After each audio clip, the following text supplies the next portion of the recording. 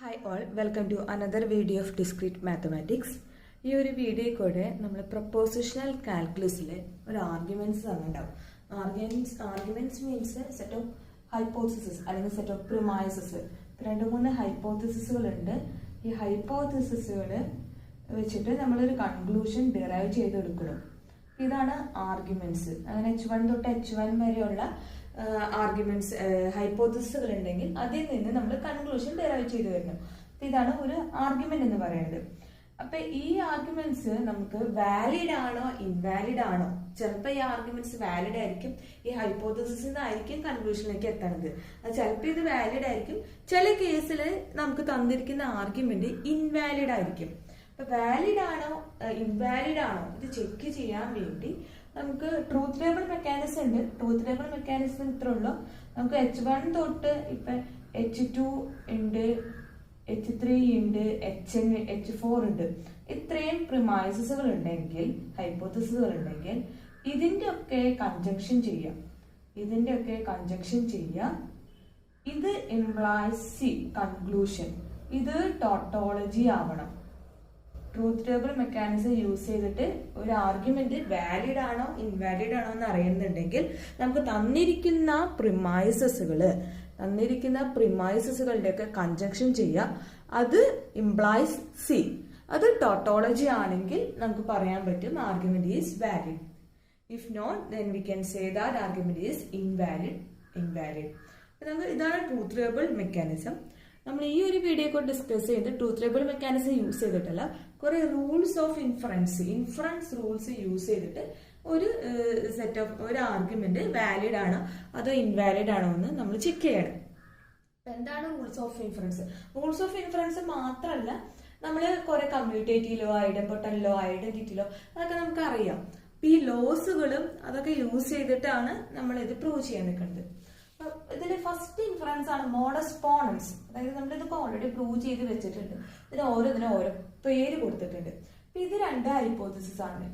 ഇത് P implies Q എന്നൊരു hypothesis, P എന്ന് പറയാൻ നിൽക്കുന്നത് H2 എന്നൊരു ഹൈപ്പോത്തിസിസ്.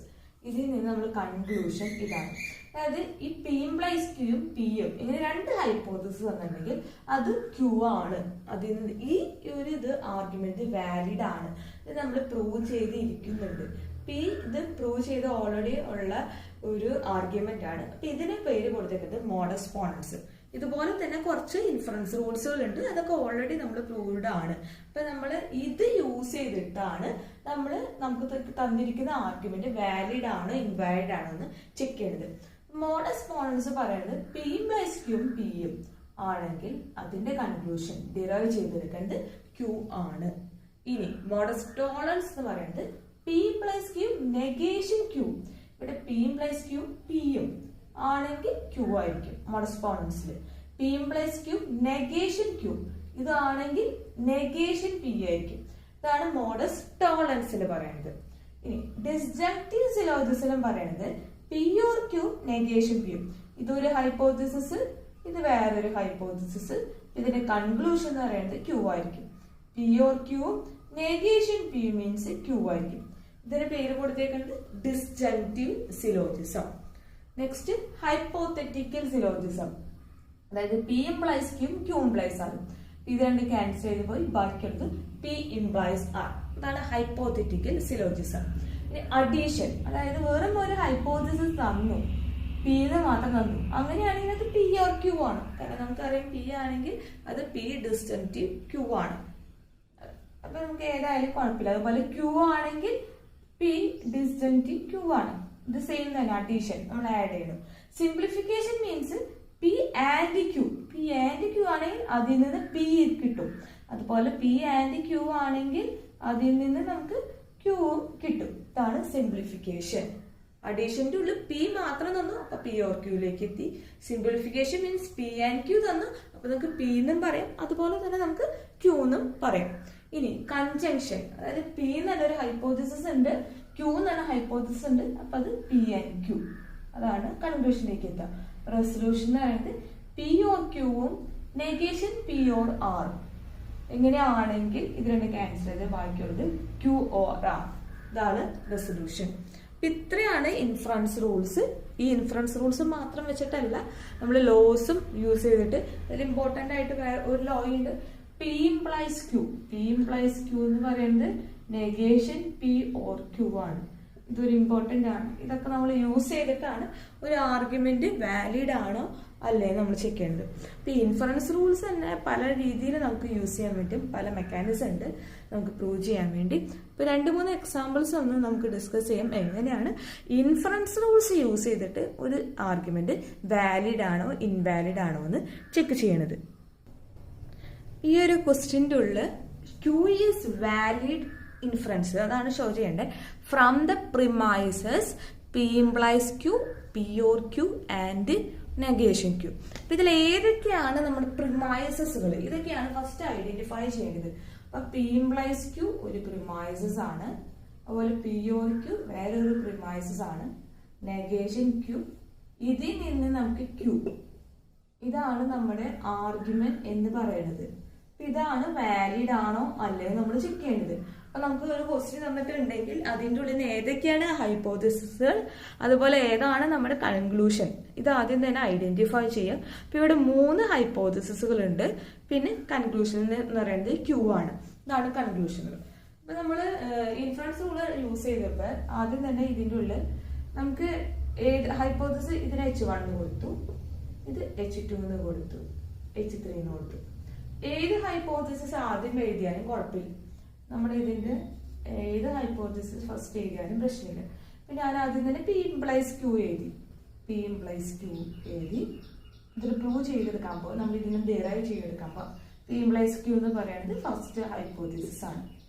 ഇനി പിന്നെ എഴുതുന്നത് നെഗേഷൻ ക്യൂ എഴുതാം, നെഗേഷൻ ക്യൂ അതെന്ന് പറയുന്നത് H3 ആണ്, തേർഡ് ഹൈപ്പോതെസിസ് ആണ്. കാരണം പി ഇംപ്ലൈസ് ക്യൂവും നെഗേഷൻ ക്യൂവും തന്നിട്ടുണ്ടെങ്കിൽ അതിൽ നിന്ന് നെഗേഷൻ പി ആണ്, മോഡസ് ടോളറൻസ് റൂള് നമ്മളിപ്പോ തന്നെ കണ്ടോ, മോഡസ് ടോളറൻസ് റൂൾ. അതിൽ നിന്ന് P implies Q negation Q തന്നിട്ടുണ്ടെങ്കിൽ ഇതിൽ നിന്ന് നമുക്ക് നെഗേഷൻ പി ഡിറൈവ് ചെയ്യാം, മോഡസ് ടോളറൻസ്. ഇതാണ് മോഡസ് ടോളറൻസ് റൂള്. അപ്പൊ ഇത് ഏതൊക്കെയാണ് അപ്ലൈ ചെയ്ത് ഒന്ന് 1, 2, 3 ഇട്ട് പോയിട്ടുണ്ടെങ്കിൽ കുറച്ചും കൂടി നല്ലതായിരിക്കും. 1ഉം 2ഉം യൂസ് ചെയ്തിട്ടാണ് നമുക്ക് മോഡസ് ടോളറൻസ് വഴി കിട്ടിയത്. ഇനി 4th എഴുതാൻ പോണത് ബാക്കി ഏതുള്ളത് നോക്കാം. ബാക്കിയുള്ളത് H2 ആണ്, പി ഓർ ക്യൂ ആണ് ഉള്ളത്. പി ഓർ ക്യൂ അത് H2 ആണ്. ഈ ഹൈപ്പോതെസിസ് അതുപോലെ തന്നെ എടുത്ത് എഴുതിയതാ.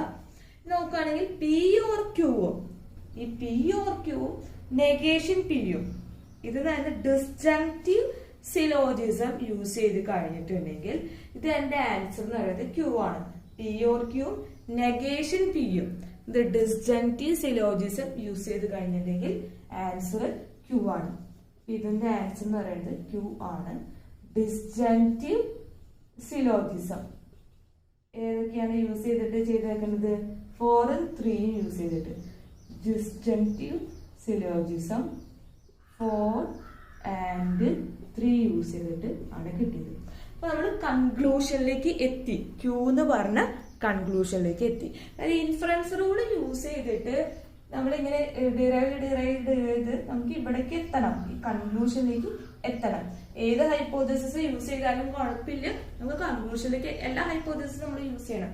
ഇതൊക്കെ യൂസ് ചെയ്തിട്ട് നമ്മളിവിടെ കൺക്ലൂഷനിലേക്ക് ഇവിടെ എത്തണം. അതാണ് ഇൻഫറൻസ് റൂൾ യൂസ് ചെയ്തിട്ട് നമ്മളിത് പ്രൂവ് ചെയ്തത്. അപ്പൊ ഇത് വാലിഡ് സ്റ്റേറ്റ്മെന്റ് ആണ്. ഇനി 2 എക്സാമ്പിൾ കൂടി നമുക്ക് ഡിസ്കസ് ചെയ്യാം. ഇപ്പൊ ചില ക്വസ്റ്റ്യൻസുകൾ നമുക്ക് പ്രപ്പോസിഷൻ, നമുക്ക് ഈ പ്രപ്പോസിഷനും വേരിയബിൾസ് അത് യൂസ് ചെയ്തിട്ടായിരിക്കില്ല, ചിലപ്പോൾ നമുക്ക് സ്റ്റേറ്റ്മെന്റ്സ് ആയിരിക്കും തന്നിട്ടുണ്ടാവും. അപ്പൊ ഈ സ്റ്റേറ്റ്മെന്റ്സ് വാലിഡ് ആണോ അല്ലേ എന്നായിരിക്കും നമുക്ക് ചെക്ക് ചെയ്യേണ്ടത്. അപ്പൊ ഇവിടെ കുറെ ഹൈപ്പോസിസുകൾ തന്നിട്ടുണ്ട്, പ്രിമൈസസുകൾ തന്നിട്ടുണ്ട്, അതിൽ നിന്നൊരു കൺക്ലൂഷൻ ഡെറൈവ് ചെയ്തിട്ടുണ്ട്. അപ്പൊ ഇങ്ങനെ ഒരു ക്വസ്റ്റ്യൻ വന്നിട്ടുണ്ടെങ്കിൽ നമ്മൾ ആദ്യം തന്നെ ഇത് നമ്മൾ പി ഇംപ്ലൈസ് ക്യൂ അങ്ങനെ ഒരു ഫോർമാറ്റിലായിട്ട് മാറ്റണം. അതിൽ പി ഏതാ, ക്യൂ ഏതാ, ആർ ഏതാ, അതൊക്കെ ഐഡന്റിഫൈ ചെയ്യണം. ഫോർ എക്സാമ്പിൾ ഫസ്റ്റ് ഇതൊക്കെയാണ് ഹൈപ്പോതെസിസുകൾ, ഇത്രയും വരെയാണ് നമുക്ക് ഹൈപ്പോതെസിസുകൾ. ഒരു 4 ഹൈപ്പോതെസിസ് ഉണ്ട്. ഇതിൽ നിന്ന് ഒരു കൺക്ലൂഷൻ വന്നിട്ടുണ്ട്, they will be home by sunset.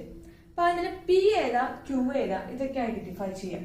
ഇവിടെ ഇറ്റ് ഈസ് നോട്ട് സണ്ണി, അപ്പൊ ഇവിടെ ഇറ്റ് ഈസ് സണ്ണി എന്ന് പറയുന്നത് പി ആയിട്ട് കൊടുത്തു, സണ്ണി എന്ന് പറയുന്നത് പി ആയിട്ട് കൊടുത്തു, സണ്ണി ദിസ് ആഫ്റ്റർനൂൺ അത് പി ആയിട്ട് കൊടുത്തു. And it is colder than yesterday. അപ്പൊ കോൾഡർ ദാൻ യെസ്റ്റർഡേ എന്ന് പറയുന്നത് Q ആയിട്ട് കൊടുത്തു. അപ്പൊ സണ്ണി എന്ന് പറയുന്നത് P ആയിട്ട് കൊടുത്തു. കോൾഡർ ദാൻ യെസ്റ്റർഡേ എന്ന് പറയുന്നത് Q എന്ന് കൊടുത്തു. അസൈൻ ചെയ്തു. അപ്പൊ ഈ ഒരു ഹൈപ്പോതെസിസ് നമുക്ക് ഇങ്ങനെ എഴുതാം. It is not sunny this afternoon and it is colder than yesterday. അപ്പൊ നമുക്ക് നെഗേഷൻ P, നോട്ട് വന്നപ്പോ നെഗേഷൻ P, ആൻഡ് ആണ് യൂസ് ചെയ്യുന്നത്, and Q.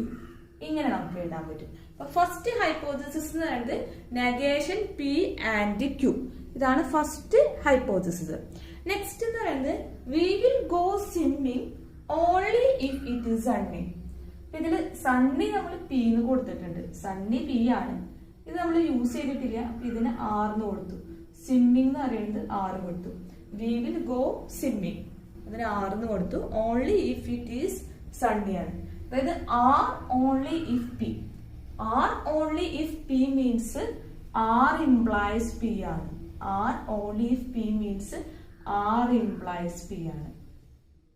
R if P ആണെങ്കിൽ P implies R ആണ്. ഇവിടെ R only if P എന്നാണ് വന്നേക്കണേ.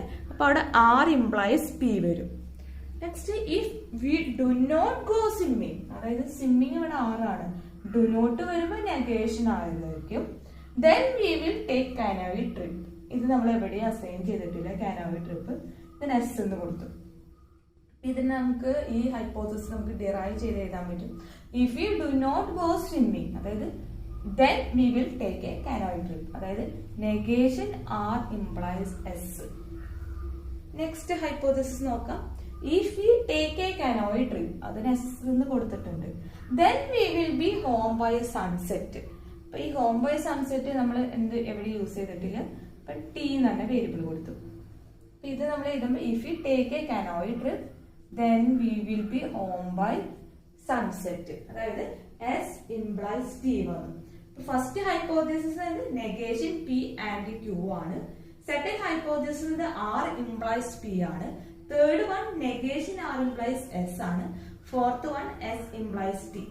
ഇതിൽ നിന്ന് നമുക്ക് കൺക്ലൂഷൻ പറയുന്നത് we will be home by sunset, അത് T ആണ്. ഇതിൽ നിന്നുള്ള കൺക്ലൂഷൻ എന്ന് പറയുന്നത് T ആണ്. 4 ഹൈപ്പോതെസിസുകൾ ഏതൊക്കെയാണ് ഐഡന്റിഫൈ ചെയ്തു, കൺക്ലൂഷനിലേക്ക് നമ്മൾ എത്തി. ഇനി ഇത് വാലിഡ് ആണോ അല്ലേ എന്ന് നമ്മൾ ഇൻഫറൻസ് റൂൾ യൂസ് ചെയ്തിട്ട് പ്രൂവ് ചെയ്യാൻ വേണ്ടി പോവാം. നേരത്തെ നമ്മൾ കണ്ട ആർഗ്യുമെന്റ്സ് നമുക്ക് എങ്ങനെ എഴുതാം. നെഗേഷൻ P ആൻഡ് Q, ഇതാണ് നമ്മുടെ ഫസ്റ്റ് ഹൈപ്പോതെസിസ്. ഇതിന് H1 അസൈൻ ചെയ്തു. ഇതാണ് സെക്കൻഡ് ഹൈപ്പോതെസിസ്, ഇത് H2. ഇത് തേർഡ് ഹൈപ്പോതെസിസ് H3. ഇത് ഫോർത്ത് വൺ H4.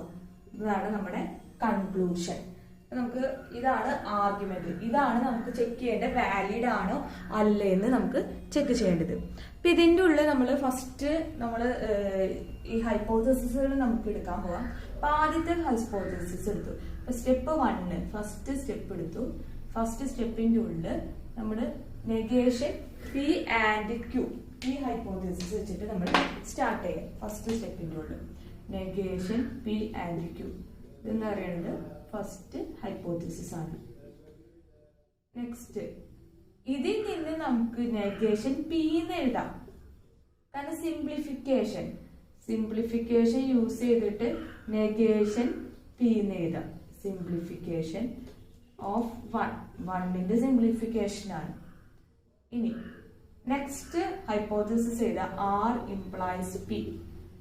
നെഗേഷൻ Pയും R ഇംപ്ലൈസ് Pയും ഇത് കമ്പൈൻ ചെയ്തിട്ട്, ഇതാണ് നമ്മുടെ സെക്കൻഡ് ഹൈപ്പോതെസിസ്.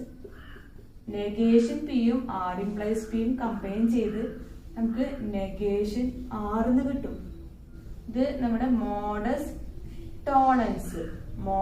ടോളൻസ് ഓഫ് ഏതൊക്കെ യൂസ് ചെയ്തിട്ടാ 2 and 3. നെഗേഷൻ Pയും R ഇംപ്ലൈസ് Pയും ഇതും കൂടി വന്നു കഴിഞ്ഞിട്ടുണ്ടെങ്കിൽ നെഗേഷൻ R ആണ് മോഡസ് ടോളറൻസ്. നെക്സ്റ്റ് ഹൈപ്പോതെസിസ് ചെയ്താൽ നെഗേഷൻ R ഇംപ്ലൈസ് S, അതായത് H3 ആണ്. ഇനി നെക്സ്റ്റ് ഈ നെഗേഷൻ R ഇംപ്ലൈസ് S ഉം ഇതിന് എന്താ റിസൾട്ട് S ആണ്. കാരണം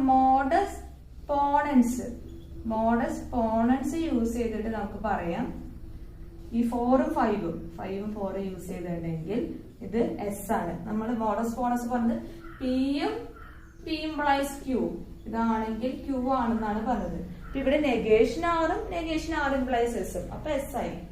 ഇനി നമ്മൾ next hypothesis S implies T ആണ്. S implies T H4 hypothesis.